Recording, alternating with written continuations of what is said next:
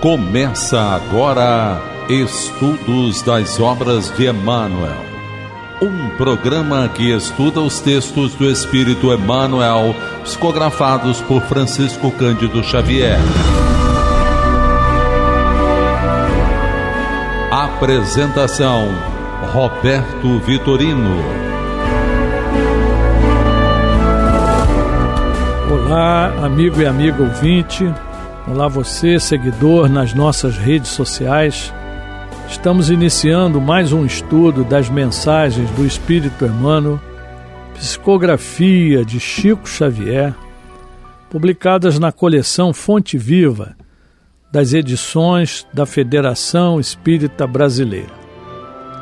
O nosso programa ele é gravado, mas você pode se comunicar conosco enviando suas perguntas, reclamações, sugestões, solicitando esclarecimentos, através de um dos nossos canais. Telefone 21 3386 1400, WhatsApp 21 98486 7633 ou pelo e-mail estudo-de-emmanuel@radioriodejaneiro.am.br, e nós aguardamos então o seu contato. Nós temos reprises às terças-feiras às 2h30 da madrugada e aos domingos às 20h50, 10 para as 9 da noite. No nosso site Rádio Rio de Janeiro .digital, nós temos os 4 últimos programas gravados. E no YouTube, Rádio Rio de Janeiro, na playlist, toda a nossa programação. E hoje, então, nós vamos estudar a mensagem do livro Vinha de Luz, número 99, No Serviço Cristão, que nós vamos ouvir na voz do nosso irmão, conselheiro da nossa fundação, João Nogueira. Do livro Vinha de Luz, autoria do Espírito Emmanuel, psicografia de Chico Xavier, No Serviço Cristão. E Emmanuel se baseia na primeira epístola de Pedro, capítulo 5, versículo 3, quando Pedro afirma: nem como tendo domínio sobre a herança de Deus, mas servindo de exemplo ao rebanho. E Emmanuel comenta: aos companheiros de espiritismo cristão cabem tarefas de enormes proporções junto das almas. Preocupam-nos profundos problemas da fé, transcendentes questões da dor, porque dão de graça o que por graça recebem, contam com a animosidade dos que vendem os dons divinos, porque procuram a sabedoria espiritual, recebem a gratuita aversão dos que se cristalizam na pequena ciência, porque se preparam em face da vida eterna, desligando-se do egoísmo destruidor, são caracterizados como loucos pelos que se satisfazem na fantasia transitória. Quanto maior, porém, a incompreensão do mundo, mais se deverá intensificar naqueles as noções da responsabilidade. Não falamos aqui dos estudiosos, dos investigadores ou dos observadores simplesmente. Referimos-nos aos que já entenderam a grandeza do auxílio fraternal e a ele se entregaram de coração voltado para o Cristo. Encontram-se nos círculos de uma experiência nobre demais para ser comentada, mas a responsabilidade que lhes compete é igualmente muito grande para ser definida. A ti, pois, meu irmão, que guardas contigo os interesses de muitas almas, repito as palavras do grande apóstolo, para que jamais te envaideças, nem procedas como tendo domínio sobre a herança de Deus, mas servindo de exemplo ao rebanho. Emmanuel, como sempre, nos trazendo reflexões importantes, e no serviço cristão estamos todos nós, né, que nos dizemos cristãos, e aí a reflexão dele vai nos mostrar que, para ser o verdadeiro cristão, existem alguns requisitos e que a gente tem que aprender, né, e colocar em prática. E ele se baseia na primeira carta de Pedro, que para nós é uma mensagem consoladora até os dias de hoje. Ele está falando para a gente nesse momento, né? O apóstolo Pedro, ele nos ensina a viver de modo digno diante de Deus, né, em meio ao sofrimento, e nos orienta como nos portar como cristãos nos diversos relacionamentos. Depois nós vamos detalhar um pouquinho mais, a gente vai poder entender, né, onde é que estão essas observações, né? E ele fala dos diversos relacionamentos, seja com o governo, no âmbito do trabalho ou nos relacionamentos familiares. Então a postura do cristão, ela deve ser sempre a mesma em todas as situações. E nós sabemos, e o Emmanuel destaca aqui, como é difícil, né? Mas é para isso que nós estamos estudando, né? Nós estamos aprendendo, estamos praticando, para que a gente seja, cada um de nós, o verdadeiro cristão, né? O homem de bem, como está descrito nos nossos documentos lá pelo Kardec, né? E a gente sabe que a maior certeza que nós temos nessas relações, para nós agirmos de forma adequada, é que o nosso modelo que foi apresentado a todos nós, que é o guia da humanidade, o modelo e guia da humanidade, é Jesus o Cristo. Então, como Jesus agiria em tal relacionamento? E aí nós temos ali o modelo e temos os exemplos que ele nos passou, e aí nós devemos verificar se estamos sendo realmente cristãos. E o apóstolo ainda oferece esperança aos cristãos perseguidos, isso ao longo da história o tempo todo, né? Inclusive hoje. E orienta com instruções práticas como nós devemos viver uma vida consistente com o seguir Jesus. Então, é uma carta muito interessante. Esse capítulo 5º que ele se baseia, o Emmanuel, ele é um capítulo relativamente pequeno, mas tem muito conteúdo para nós. Então nós vamos tentar esclarecer um pouquinho mais, né, na nossa visão, né, e ficamos abertos, como a gente sempre fala, aos comentários. Qualquer dúvida, liga para nós, manda sua mensagem e a gente vai atendê-los e esclarecendo a todos nós. Então, na primeira carta de Pedro, capítulo 5, Pedro começa assim: portanto, apelo para os presbíteros. Presbíteros são aqueles líderes da igreja, né? Naquela época era mais utilizado esse termo para os mais idosos, os mais experientes, né? Então ele apela aos presbíteros que há entre vós, e o faço na qualidade de presbítero como eles, e testemunha dos sofrimentos de Cristo, como alguém que participará da glória a ser revelada.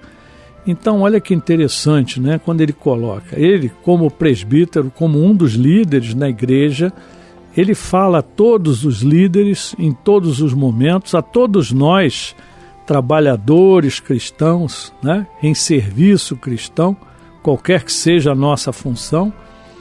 E ele fala isso porque, além de ser um presbítero, ele testemunhou os sofrimentos do Cristo, ele conviveu diretamente com Cristo, foi escolhido pelo Cristo para acompanhá-lo, né?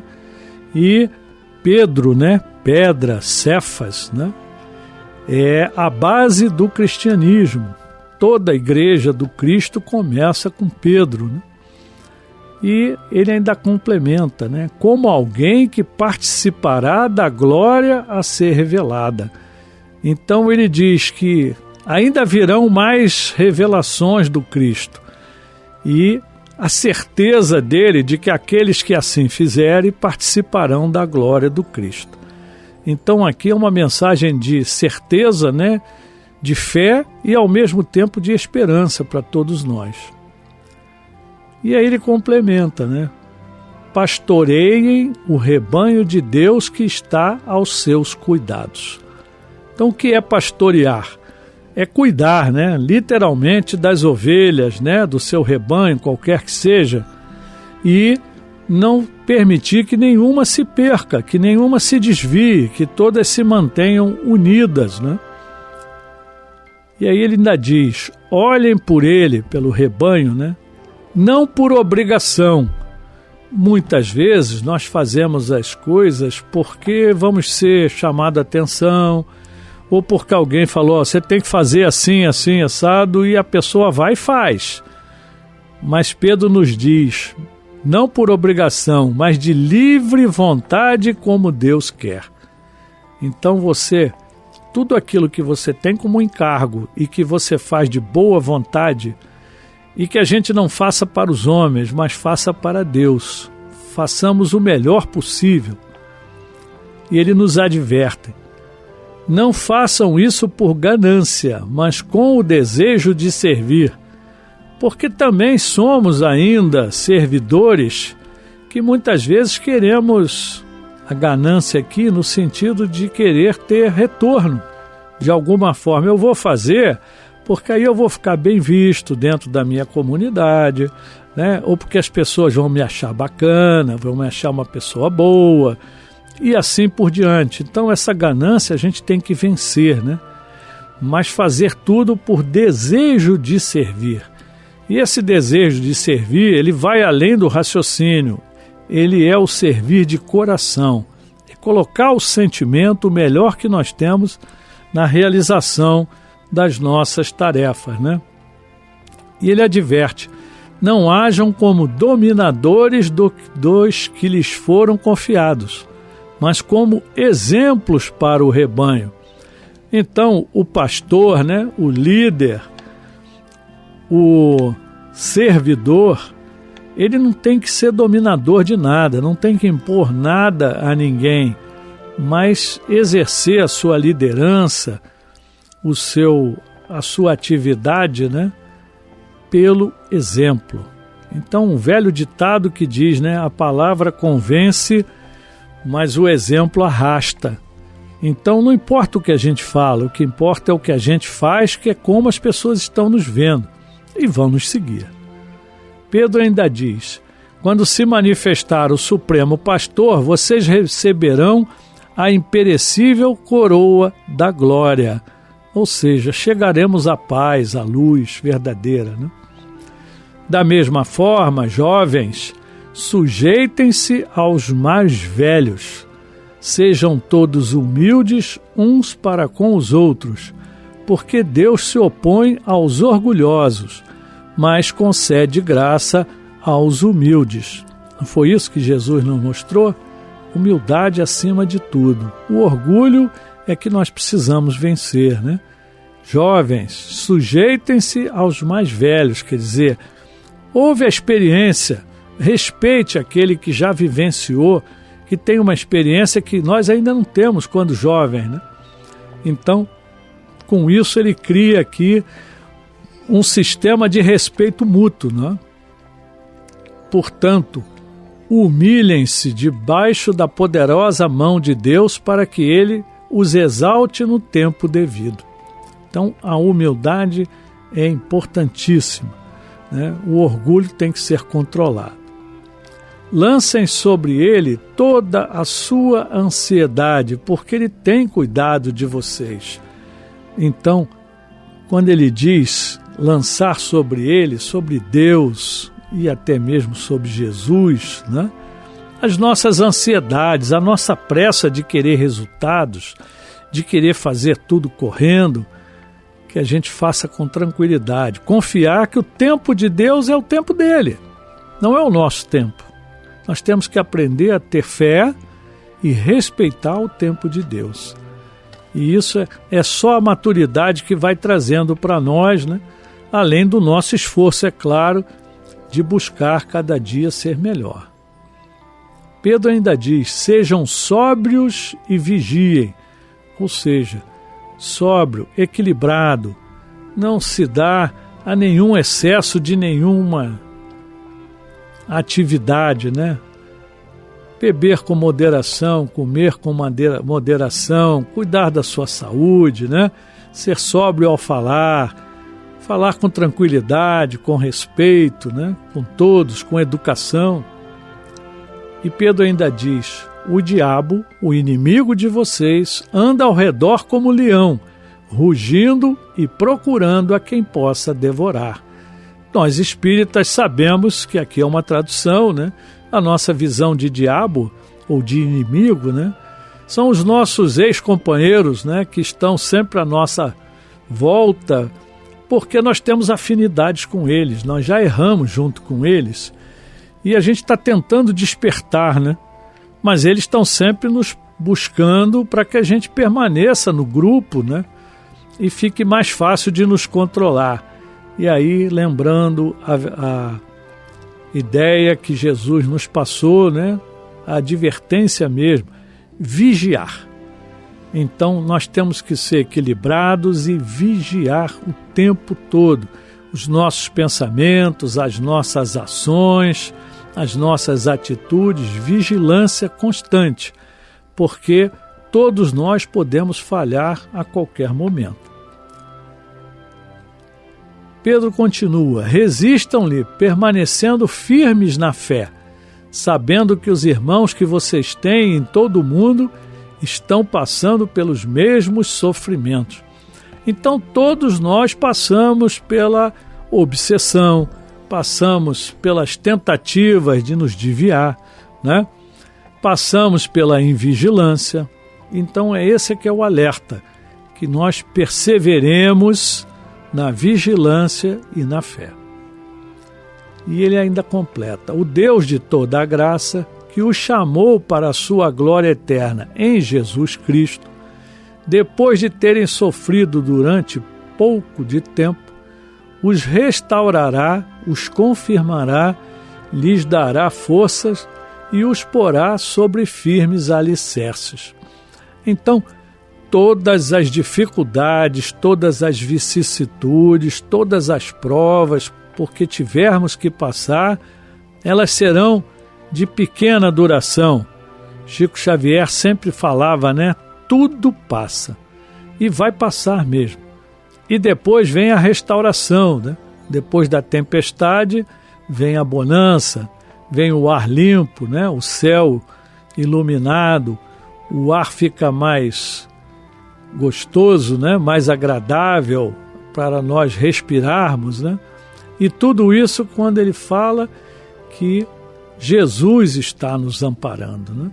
Então, tudo isso vai acontecer para aqueles que seguem, né, a Deus e a Jesus. E aí ele vai completando a carta, né? Então ele diz: escrevi resumidamente, encorajando-os e testemunhando que essa é a verdadeira graça de Deus. Mantenham-se firmes na graça de Deus. Ou seja, tudo aquilo que Deus coloca à nossa disposição, os nossos talentos, os nossos recursos, as nossas capacidades, nós devemos empregar da melhor maneira, como se tudo que fizermos, façamos a Deus. E ele conclui: paz a todos vocês que estão em Cristo. Então essa carta de Pedro, ela é muito interessante, que ela nos mostra uma série de, vamos chamar assim, alertas para que nós nos mantenhamos vigilantes e que a nossa fé não balance, apesar das dificuldades, né? E o Emmanuel aproveita logo no início, né? Nem como tendo domínio sobre a herança de Deus, mas servindo de exemplo ao rebanho. Então, sem orgulho, né? Sem querer mandar em nada, mas a serviço do rebanho. E ele nos lembra que companheiros do espiritismo cristão nos cabe as tarefas de enormes proporções junto das almas dos nossos irmãos. Todos nós temos grandes responsabilidades, né? Preocupam-nos profundos problemas da fé. Então, realmente, a fé para nós, ela tem que ser estimulada o tempo todo. Muitas vezes nós vacilamos na nossa fé. E ele completa, transcendentes questões de dor. Então tem dores que realmente elas vêm de longe, que a gente não consegue controlar. Então nós temos que aprender a ter resignação com a nossa dor, com a nossa dificuldade e ter a nossa fé viva, confiando que Jesus está nos acompanhando e sempre coloca um irmão, um anjo guardião, né, um protetor junto a cada um de nós. E aí ele diz, porque os servidores cristãos, né, dão de graça o que por graça recebem. Então contam com a animosidade dos que vendem os dons divinos, aqueles que não compreendem. Mas você trabalha de graça, você vai para o centro, você vai para o seu templo, você presta serviço cristão? Sim. E não te pagam nada? Não. Porque a paga que nós vamos ter é a consciência tranquila, né? É saber que a gente está seguindo Cristo. Então, vamos ter gente contra? Com certeza, e não são poucos, né? E ele completa, porque procuram a sabedoria espiritual, recebem a gratuita aversão dos que se cristalizam na pequena ciência. E esse negócio aí de religião, isso é besteira, porque a ciência já disse isso, aquilo, se apegam a conceitos, a dogmas da ciência e se esquecem que nós não somos só um corpo físico, nós somos espíritos encarnados em um corpo físico. E Emmanuel ainda completa, porque se preparam em face da vida eterna, desligando-se do egoísmo destruidor, são categorizados como loucos pelos que se satisfazem na fantasia transitória. Se a gente começa a buscar essa vida eterna, busca se melhorar, muita gente vai dizer, esse cara agora ficou louco, né? Virou fanático e assim por diante. E aí nós temos que perseverar e orar por esses irmãos, porque eles ainda não entenderam, né? Eles ainda não sabem o que fazem, ainda não entenderam que o Cristo veio para nos mostrar o caminho. Vai chegar o momento deles, né? Então, nós não vamos nos incomodar e vamos vigiar para não reagir a nenhum deles, né? Quanto maior, porém, a incompreensão do mundo, mais se deverá intensificar naqueles, os servidores, as noções da responsabilidade. A nossa responsabilidade é muito grande. E eu sempre falo que aqui na rádio, que a gente fala no microfone para milhares de pessoas do mundo inteiro, a nossa responsabilidade é imensa. Quando a gente fala no grupo familiar, fala no nosso grupo, no nosso templo, são poucas pessoas. Mas aqui a gente fala para quem conhece e quem não conhece a nossa doutrina, nem a doutrina cristã, muitas vezes. Então a gente tem uma responsabilidade muito grande. E a gente tem ciência disso, cada vez mais, né?